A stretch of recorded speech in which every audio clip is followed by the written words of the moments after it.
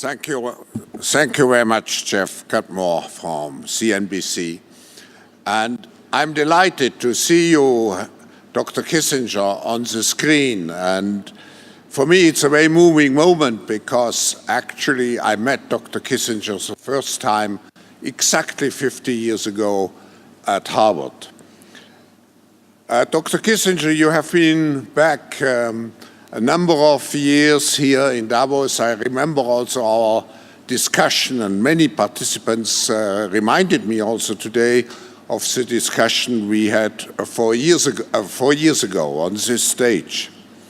Thank you so much for making yourself available to discuss with the audience here in Davos, with which you are quite familiar, to discuss with you on the day, on a historical day, for the United States and for the world, to discuss with us the state of the world.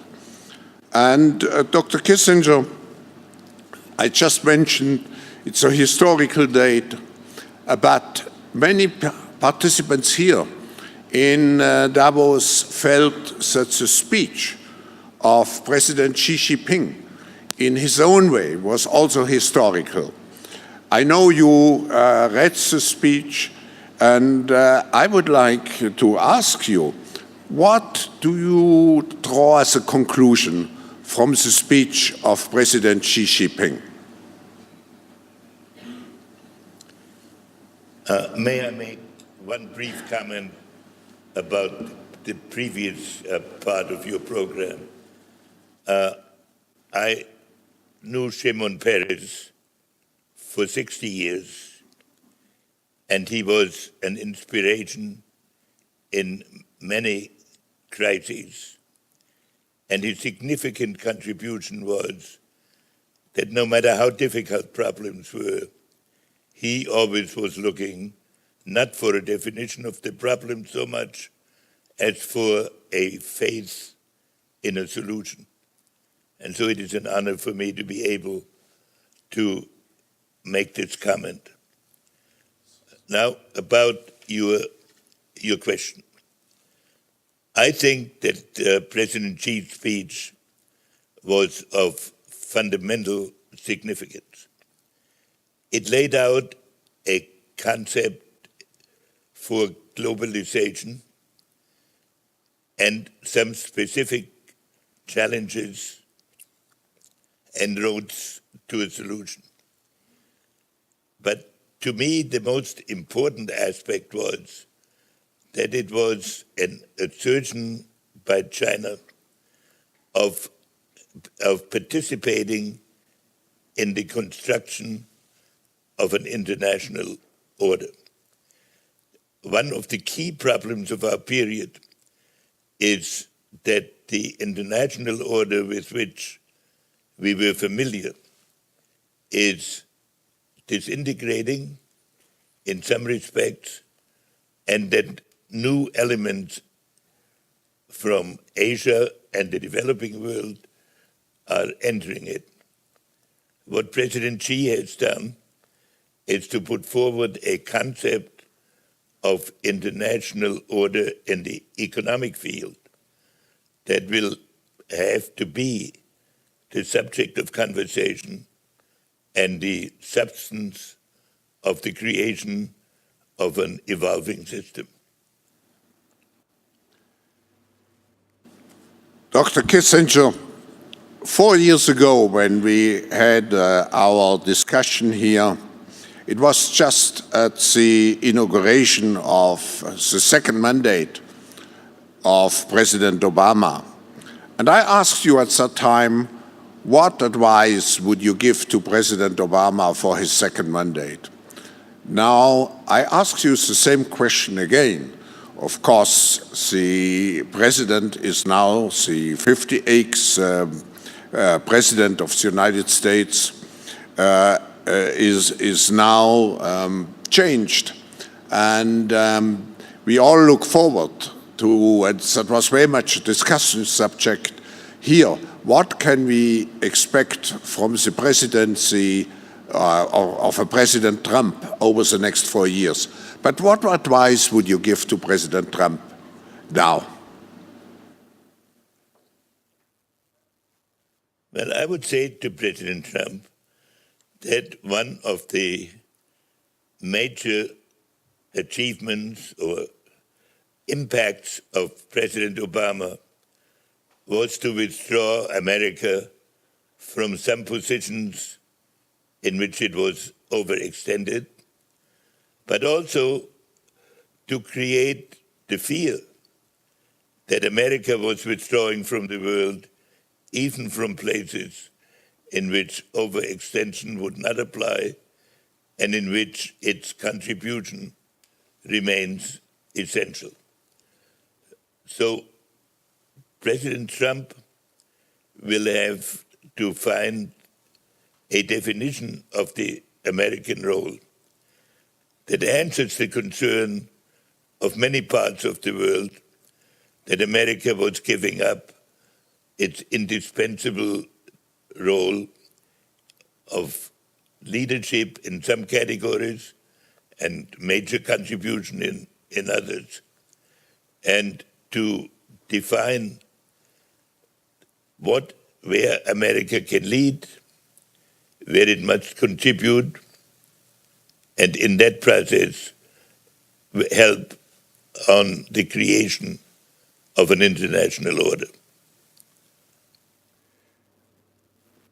Dr. Kissinger, imagine you would serve again as the National Security Advisor, and President Trump would call you into the Oval Office and would ask your advice. How now, after all the discussions who have taken place over the last weeks related to the issue, what would be your advice to structure his relationship with Russia? How do you see the Russian, or how would you like to see the Russian-US relationship evolving?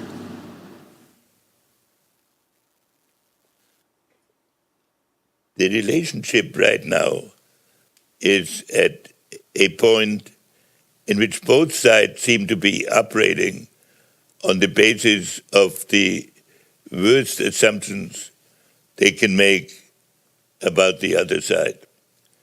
In America, there is a strong resentment about the hacking, and there is sort of a general belief that Russia has been attempting to exploit weaknesses in the international system in order to enhance its own position. In Russia, there is the belief that the United States has systematically expanded its security belt in order to bring pressure on Russia, necessitating on Russia's part an assertion of its indispensability and of its capacity to react. President Trump has indicated that he would favor a less confrontational and more political approach. I agree with the general attitude. I think Russia is a country of a very special history, of 11 time zones touching Asia, the Middle East, and Europe. Its impact on all these areas is considerable. It has been the cause of many tensions, but it has also secured the equilibrium of the world in the face of challenges from Asia, from various countries in Europe. And so I hope that an effort will be made for a serious dialogue which tries to avoid the drift towards confrontation, and in which Europe, America, and Russia come to some agreement about the limits within which military pressure is carried out. And so that is what I think one of the major tasks of the new administration. Dr. Kissinger, we discussed also here during this week quite substantially the Middle East situation. And here, of course, the situation in Syria. We all know how much you were also involved, and you have your own ideas about what's happening. But I would ask you, what specific conditions you feel must be met to finally secure peace and stability in the Middle East region? Is it still even not a realistic objective, or should we have all the reasons to give up hope? I should also add, what would you recommend to the new president to do to advance peace in the Middle East? Well, Klaus, you're making any position in Washington for me very difficult to maintain by forcing me into these recommendations. My view is that when we talk about international order, there are various components that have already a structure, and they are acting on interaction with each other. The Middle East is a component in which the international order, as it was known, has disintegrated. The states that formed the international system in the Middle East are themselves, several of them dissolving, as we are seeing to some extent in Syria and in Libya and even in Iraq. So first is the impact of the various elements in the Middle East on each other. There are a series of revolutions that are going on simultaneously and that are not always concurrent. There is the upheaval against established states. There is the religious conflict between Shia and Sunni and other religious groups. There is the impact of outside countries on the situation. So the first task that has to be undertaken is to attempt to calm the existing crises, of which Syria at the moment is the most notable. And it needs to have the following elements. It needs to have a ceasefire, which to some extent exists among the various parties. It needs to have a withdrawal of outside forces. It needs to have a definition of political units within the region that accept the status quo that will be defined in negotiations in Kazakhstan, which are projected or elsewhere. This is the first requirement. The second requirement is to prevent the region from being dominated by one of the parties that is capable or thinks that it's capable of achieving military dominance. And in that respect, some agreement between Russia, the United States, and Europe in some form would be extremely important. I do not think it is possible to achieve universal peace in one negotiation. The first step that has to be taken is to restore an equilibrium and to have it guaranteed by countries that are willing to act concurrently and for the same objective. Dr. Kissinger, in this respect, so you welcome the progress which hopefully will be made in Astana in the next days. I think progress there is the prerequisite for a further solution. One of the concerns it will have to include the United States. Yeah, and it has to include Europe. And in this respect, one of the major fears during the last days, based on some remarks and some actions of the new president, was a weakening of the transatlantic partnership, which has been so much a key element of our world order. Do you see this partnership threatened? And what would be, I come back to this, what would be your advice on the one hand to the Europeans, on the other hand to the new American president in order to safeguard this partnership? And how much is this partnership still important in a multipolar world?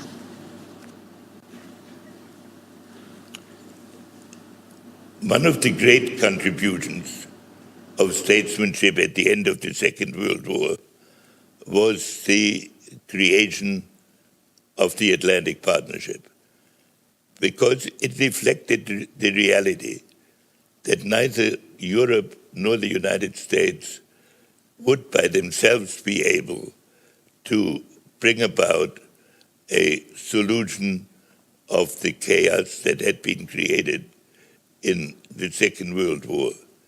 It was a major contribution by the United States to give up its historic isolation, and it was a major contribution of Europe to abandon the historic competition between its states for a concept of European unity.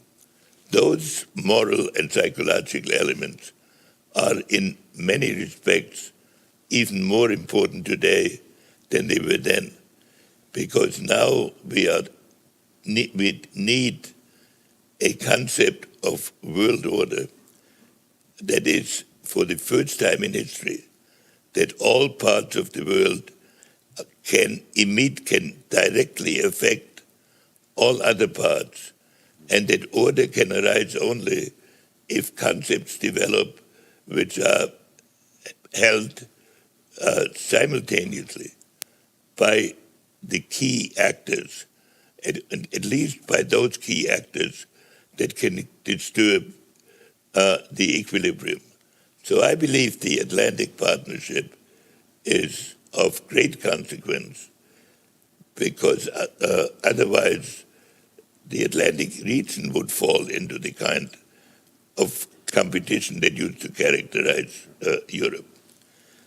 The second question, though, is how is that now to be implemented? So I disagree with the challenges to the importance of the partnership. I do not think it is obsolete. I think it is vital. But what needs to be re-examined is the relevance of the institutions of 50 years ago to the problems of the current period.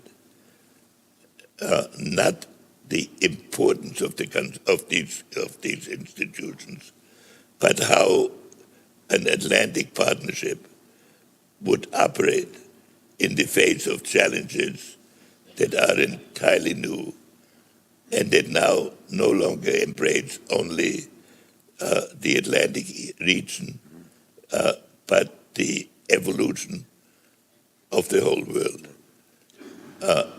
That is an important task. That is a principal task. And it would require both sides. The United States entered that Atlantic partnership from a position of predominance. And therefore, its habit of thinking was the technical solution of immediate problems. The Europeans at the beginning were still driven by their historic attitudes of their significant role. But as time went on, they have deferred the technical tasks too much to the United States. So I believe an Atlantic partnership needs to be reconstructed, but with the attitude that it is the key element of both American and European policy. In this respect, many participants were concerned about the weakening of Europe, particularly with Brexit, and not being able, even if there would be a commitment from both sides to the partnership, that Europe does not provide any more the strength which is necessary to be a key pillar. How do you feel about the present situation of Europe, particularly after the Brexit decision?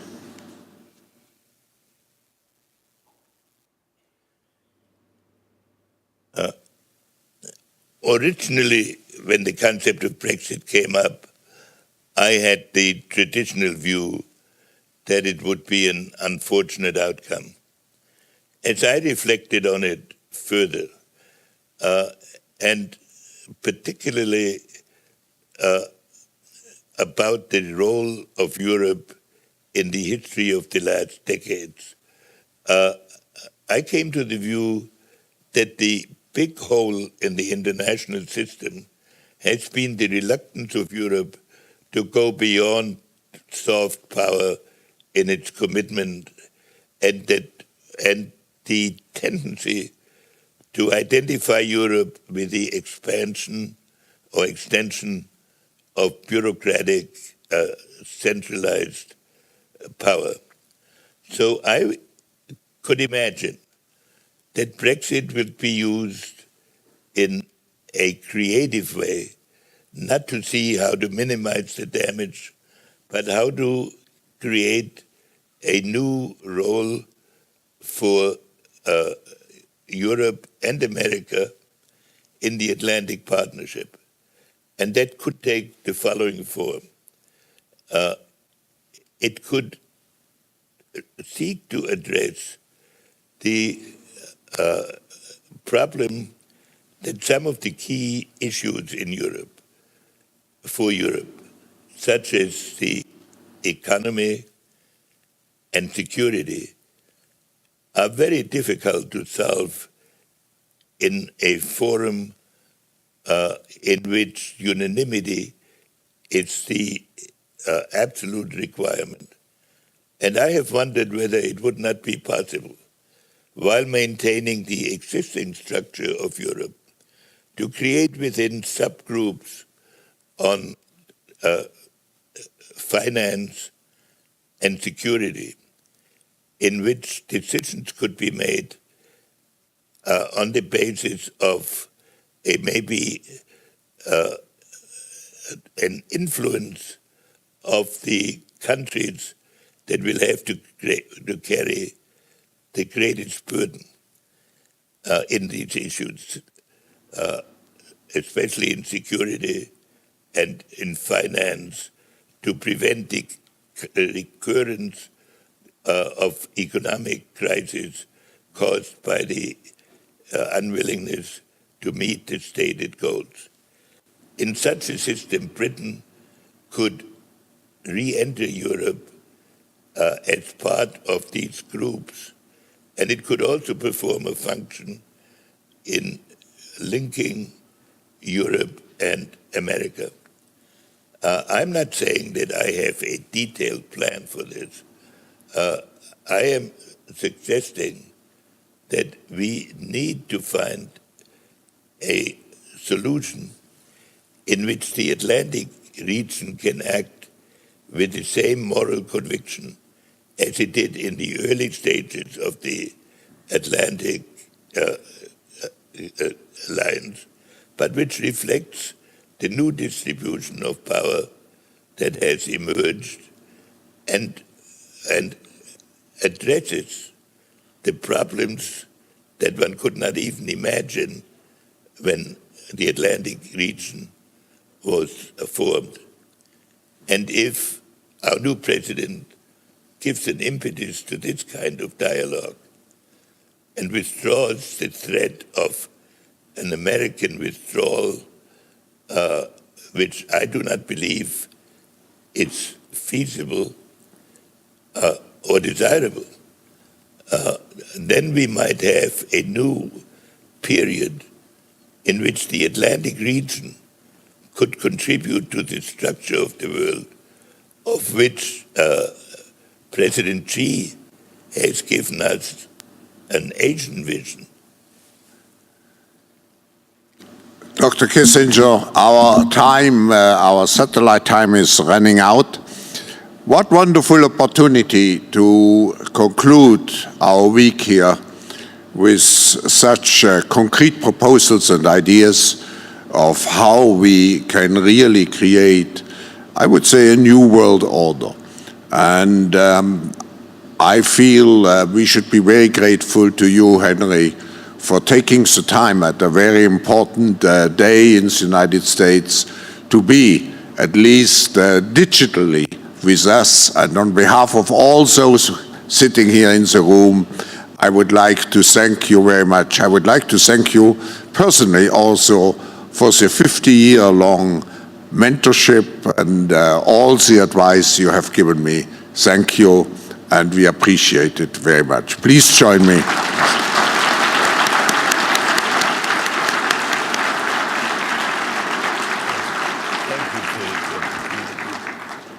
Gentlemen, please remain seated for the upcoming. Ladies and gentlemen, please remain seated for the upcoming session.